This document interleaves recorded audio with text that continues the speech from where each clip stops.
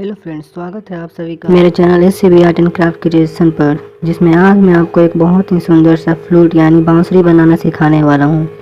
तो आपको अगर वीडियो पसंद आए तो वीडियो को लाइक करें, कमेंट करें, शेयर करें और ऐसे ही और क्राफ्ट रिलेटेड वीडियोस देखने के लिए चैनल को सब्सक्राइब करें और बेल आइकन को दबाना ना भूलें। तो चलिए बिना कोई देर किए वीडियो को शुरू करते हैं।